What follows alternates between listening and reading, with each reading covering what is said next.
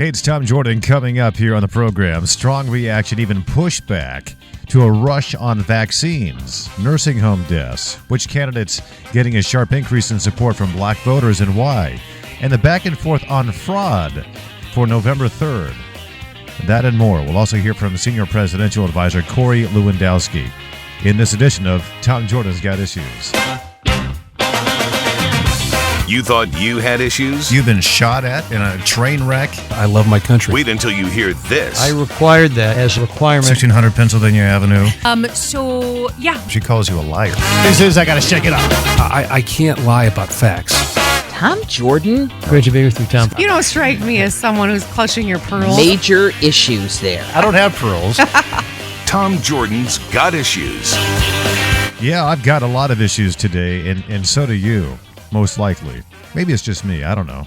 You know, we've been hearing a lot lately about who's to blame for the coronavirus, and by who's to blame, I mean which politician in which political party is responsible for the deaths of almost 190,000 Americans from a microscopic virus that they should have seen coming. The economy as a result, the rise in discovered COVID cases as testing has ramped up, mail-in balloting, even now the development of a vaccine is being used as fodder to blame others. You know, just a month ago, politicians were salivating for a COVID-19 vaccine, saying, just wait, when it's here, we can open things up. I know, I've talked to them. This is what they've told me. The CDC, the FDA, and others, NIH, and the scientific community, have said there may be a vaccine available for widespread use this fall. President Trump touted the news and the response from his opponents. Well, it's 2020. I will not take his word for it. He wants us to inject bleach. Kamala Harris there, WNCN, the CBS affiliate in Raleigh, North Carolina, with that clip of the Democratic vice presidential candidate's response if she would trust taking a vaccine if it was developed under the Trump administration. Now, just to be clear, if you'd like to know exactly what the president said regarding disinfectants that Kamala Harris mentioned there and the treatment of COVID-19, I've included a link to the actual transcript. The link from PolitiFact heavily contradicts what Kamala Harris claimed. On the program today, Senior White House Advisor Corey Lewandowski joins me to talk about these issues. And to be fair, I'm going to play a number of clips from Democrats who are accusing the Trump administration of spreading disinformation about mail-in balloting fraud, his work on the coronavirus pandemic, and his lack of support, they say, for the black community, among some other things. And then we'll hear from Corey Lewandowski after that. But first this. President Trump still doesn't have any real plan. President Trump may not think this is a national emergency. He's offering nothing but failure and delusions. And it's not supposed to be about him.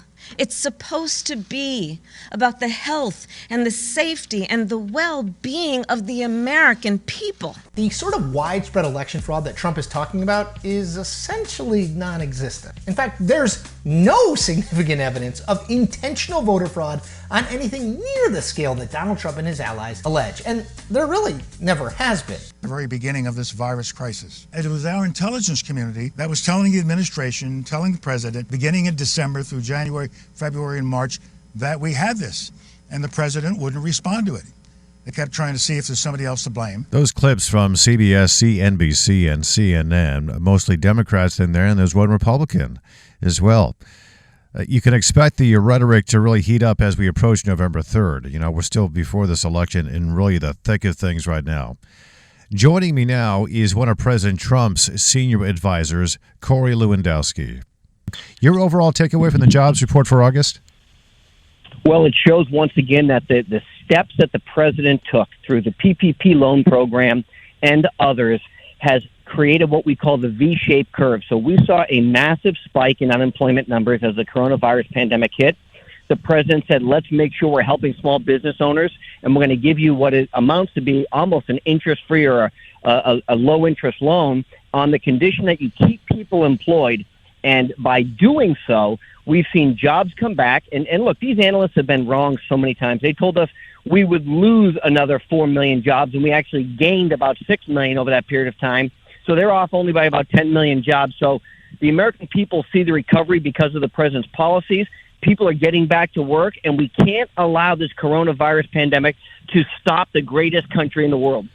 So it's at the unemployment rate, 8.4% now. Steven Mnuchin, the Treasury Secretary, on Sunday, he said he doesn't believe we will get the full rebound effect, the unemployment number down to 3 or 4% until after the election, probably or possibly by year's end. Do you share that view? Well, I think it's probably true. Look, just prior to the coronavirus pandemic, we had the greatest economy the world had ever known. We had the lowest unemployment rate for African Americans, Asian Americans, Hispanic Americans, women, the 20-year low for veterans. Unemployment rate. So the economy was booming. In some states, there was about a 1.8% unemployment rate. Nationwide, we were at under 4%. Everybody who wanted a job had a job. And the important thing to remember is this. We didn't have an underlying economic problem. We made the strategic decision to close the economy to save American lives. And now that we're on the track of making sure the coronavirus pandemic is handled, we can reopen that great economy and see these people coming back to work. That is all because of the policies of the first 3.5 years of the Trump administration that allows us to compete on the global stage again. We're about halfway there in terms of getting all those jobs back, but still millions are out of work. And right now there's a lot of back and forth between Democrats and Republicans. Mnuchin said on Sunday he and President Trump, they're still pushing for a stimulus package. It's less than what Speaker Pelosi would like by quite a large margin. She wants, I think, it's at least $2.5 trillion. Where is the president right now on a stimulus bill or a package? And will there be any additional stimulus, do you think, sometime this fall? You know, I think we're going to get something done. Secretary Mnuchin said his number is about another trillion. As you know, the president's already put about $3 trillion into the economy. And what Secretary Mnuchin said was, look, we have been at war. And when you're at war, you spend whatever it takes to get your country back to fighting shape. And so the $3 trillion we've put in, plus the additional trillion that the President Mnuchin favor, is a little different than what Nancy Pelosi has. What Nancy Pelosi wants to continue to do is to pay people to not go to work anymore. And we have seen in states, and I'll give you an example, the state of South Dakota. They said no to the president's additional unemployment benefit. And what they saw in that state was immediately the number of people who were applying for unemployment was cut in half because those people went back to work. If you're going to pay people not to work, you're only hurting those small business owners who can't compete with the federal government. So let's get the people back to work. Let's open our restaurants. Let's get these governors to stop playing games with what is essential and non-essential businesses. And let's get our economy roaring again. We're speaking with senior advisor to President Donald Trump, Corey Lewandowski. You know, Corey, a lot depends on a vaccine. The president has really fast-tracked the process. I spoke with the CDC director last week, Robert Redfield, and he said he's never seen anything like this. There's been so much public-private partnership in developing a vaccine. He's optimistic. Dr. Fauci is cautiously optimistic. But now it seems, for whatever reason, more people in this country, they're becoming more leery about rushing to a vaccine. Some Democrats saying we need to wait. Are you concerned at all about rushing a vaccine? Are you confident that it's going to be effective? Well, here's the thing. You've got Kamala Harris, the Democratic nominee for vice president, saying that she wouldn't take a vaccine if it's developed. And this is the same ticket who said we would listen to the scientists, and if they said to close the government again, we would do that. So you can't have it both ways. The truth is, under this president, Donald Trump, and Operation Warp Speed, they have moved heaven and earth. They have cut through the red tape and the bureaucracy. They have incentivized private partners to come in and help develop these vaccines so that people can be safe and secure from this COVID virus, Chinese virus that we're seeing on our shores. So this president has done everything possible. The experts at the CDC and others are all giving him credit for cutting the bureaucracy to get this done. But we're hearing from the other side, the Joe Biden, Kamala Harris ticket, that even if a vaccine is developed, they wouldn't take it because it was developed under the Trump administration. That should tell you everything that is wrong in politics. You know, Michigan has been hit particularly hard by coronavirus, particularly in Detroit and the nearby counties in Metro Detroit. And our governor, Gretchen Whitmer, she implemented very stringent restrictions unilaterally, saying that we're still in a state of emergency. She unequivocally blames the Trump administration for Michigan's outbreak, not doing enough. A state in which the hardest hit demographic has been the elderly in the nursing homes. What is your response to our governor here, Gretchen Whitmer? Look, it's very simple. She messed up the coronavirus pandemic so badly it probably cost her the vice presidential ticket because she was on the glide path for Joe Biden after delivering that state in his primary. The truth is, there's never been a person who needed a ventilator who hasn't had one because of the work that this president and the administration has done. When we heard that the experts told us that there'd be hundreds of thousands, if not millions of people in hospitals, this president deployed every resource to all the governors and was widely praised by it. But Governor Whitmer, just like Governor Cuomo in New York, has failed the elderly population. And the truth is, these governors have clearly overstepped their bounds. They don't have the constitutional authority to do what they're doing. They should be challenged every step of the way to determine which businesses are essential and which ones aren't, are not part of their constitutional duty. I believe they've overstepped their bounds. I believe she has failed in this. And we're seeing in Michigan exactly what transpired in New York, which is putting people in nursing homes because of the COVID-19 crisis has led to an increase in death. That's on the governor. They need to answer for those problems.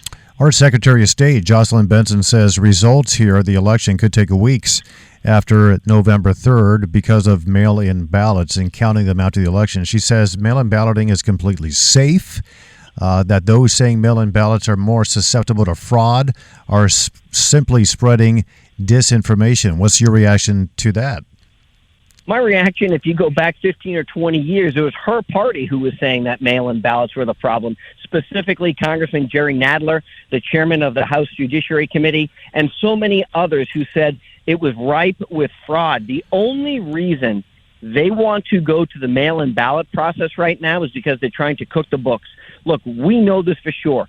Some states, like Florida, that have a permanent absentee ballot program in place where you request a ballot, you can then track it from the beginning, from the time it's sent to the time it gets to your home and back, and it has a signature verification. We support that every step of the way. What we do not support is the potential for rampant fraud, which is simply mailing a ballot to every person who's ever resided at a specific domicile, whether it's been in the last year or the last 20 years. And we have now seen concrete examples of individuals' pets who are receiving ballots. We know of multiple cases where people are receiving more than one ballot because of spelling errors and errors coming out of the boards of election.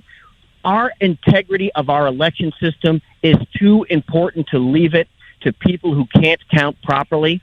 So we think it's important that people show up and vote in person. There should be an ID check to make sure that you are an American citizen, because only American citizens are allowed to vote in the federal election process.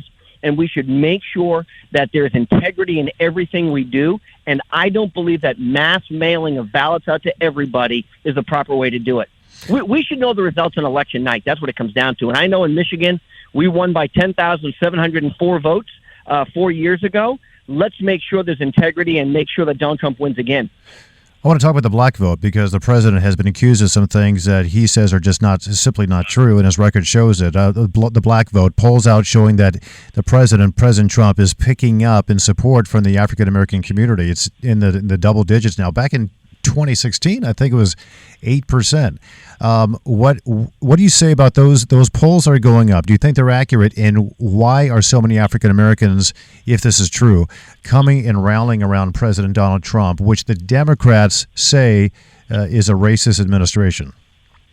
Well, it's very clear, and you're exactly right. Donald Trump received 8% of the black vote in 2016. And to put that in context, Mitt Romney received 2%, and John McCain received 1% of the black vote. So I know 8% doesn't sound like a lot, but it's a big number compared to what had been done historically in the Republican Party. And the reason that more African Americans are supporting Donald Trump today than even 4 years ago is because he has put in empowerment zones. He has created an economy where a rising tide lifts all boats, because the African American community is not monolithic like Joe Biden says they are. They're diverse. They care about safety and security in their communities. This president got criminal justice reform passed, which had disproportionately impacted African-American males. And we look at the other side. Joe Biden was on the Senate floor calling African-American males predators on multiple occasions. Just recently, he asked an African-American reporter if she was on crack because of the question she asked. I mean, it's unbelievable. So You know, the left wants to disparage this president and call him racist. His record is the exact opposite. He has done more for the black community in 4 years than Barack Obama and Joe Biden did in 8. The unemployment numbers show that. The economic empowerment zone show that. The criminal justice reform package shows that. And I believe, as we go forward, Donald Trump is going to reach somewhere between 12 and 17% of the black vote. And if that happens, there is no mathematical formula that Joe Biden and Kamala Harris can win the election. Wow, a bold prediction from Corey Lewandowski, the senior advisor to President Donald Trump. Corey, thanks for your time. It was great to talk to you. It's my pleasure. Thank you for having me. My thanks to Corey Lewandowski as my guest on this edition of Tom Jordan's Got Issues. I would love your thoughts. Find me on Twitter at Tom Jordan News. You can also find me on Facebook, Tom Jordan's Got Issues. Also on the WWJ Facebook page. And don't forget to listen to WWJ News Radio 950 every weekday morning with Roberta Jacina and me and the entire morning crew, also on radio.com. I'm Tom Jordan, and I've got issues.